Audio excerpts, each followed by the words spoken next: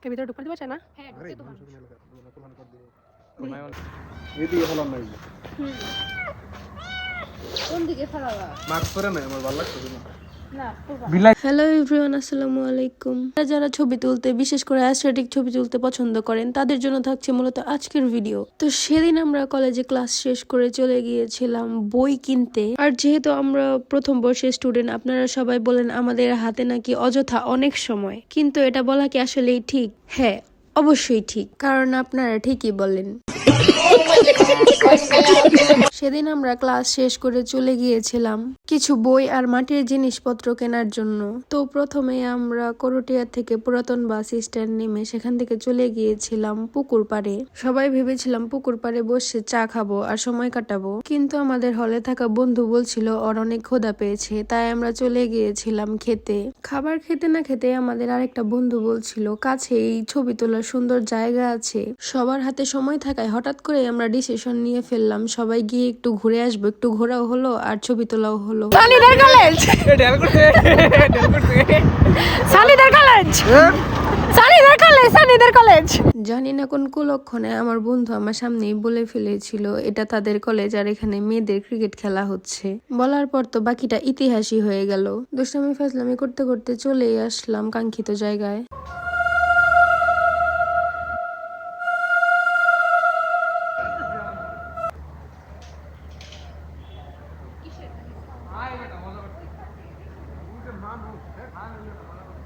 টাঙ্গাইলে থাকা অনেকে হয়তো চিনে থাকবেন জায়গাটি কোথায়, আবার অনেকে হয়তো চিনবেন না। আমি তাই বলে দিচ্ছি, এটা হচ্ছে অলওয়া জমিদার বাড়ি। টাঙ্গাইল নিরালা মোড় থেকে জনপ্রতি 20 টাকা ভাড়া দিয়ে আপনারা পৌঁছে যেতে পারবেন এত সুন্দর একটি জায়গায়। জায়গাটা অনেক পুরাতন হলেও অনেক সুন্দর। শোনো, একা একা যাস না। দূর গাইস ওই সাইন্স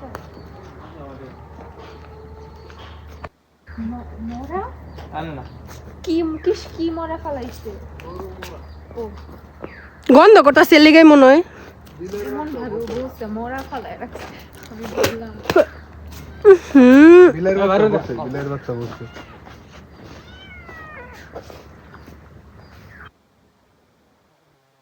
কি ভাবে লাইট ধরেছে? বিড়াল। বিলের বাচ্চা, এখানে বিড়াল বিড়ালের শব্দটা আসে কোথা থেকে? কুকুর মরছে নে ফালাই থইছে। না, বিড়ালের বাচ্চা।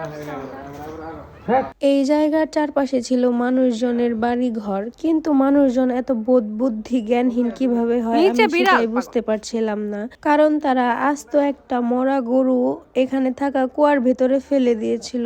আমরা সবাই মিলে চারপাশে খোঁজাখুঁজি করছিলাম যে কিভাবে কি দিয়ে এই বিড়ালটাকে এখান থেকে উঠানো যায়, কিন্তু অনেক চেষ্টার পরেও আমরা সবাই ব্যর্থ হলাম। অনেক চেষ্টার পরেও এই বিড়ালটা আমরা এখান থেকে কোনোভাবেই উঠাতে পারিনি, সেজন্য আমাদের সবারই একটু খারাপই লাগছিল।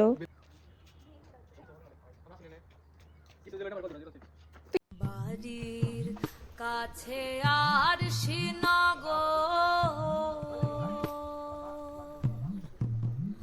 এক ঘর পড়শি বসত করে, এক ঘর পড়শি বসত করে, আমি একদিনও না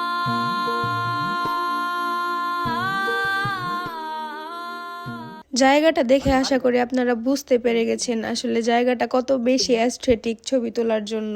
এখানে আমরা খুব বেশি সময় কাটাতে পারিনি, কারণ আমার বান্ধবী খুবই ভয় পাচ্ছিল, বলছিল এদিক থেকে ভূত আসবে, এদিক থেকে ভূত আসবে। এখান থেকে ছাদে গিয়ে কিছু ছবি ভিডিও তুলে আমরা চলে গিয়েছিলাম। ডরাইছি আমি সিরিয়াসলি। এইটা কোনো কথা বলেন, এমনিতেই ভয়ে হাত পা কাঁপছিল, তার উপর আমার বন্ধুকে পেছন দিকে তাকিয়ে খুঁজেই পাচ্ছিলাম না। আবার সে পেছন দিক থেকে উকি দিয়ে বলে ছবি তোলো। এখানে আমরা অল্প কিছু সময় কাটিয়েছিলাম, অল্প সময়ের মধ্যে ছবি টবি তুলে তারপর আবার চলে গিয়েছিলাম টাঙ্গাইল শহরে। এজন্যই বলেছিলাম প্রথম বর্ষের স্টুডেন্টরা অনেক আজাইরা সময় পায়। বই কিনতে এসে বই না কিনেই বাড়ি ফিরেছিলাম শুধু মাটির জিনিস কিনে, কারণ আমি যে বইগুলো কিনতে গিয়েছিলাম সেই বইগুলো নাকি ছিলই না। নেক্সট কোনো ভিডিওতে মাটির কি কি জিনিস কিনেছিলাম সেগুলো আপনাদের সাথে শেয়ার করব ইনশাআল্লাহ। আজকের মতো এ পর্যন্তই, আল্লাহ হাফেজ।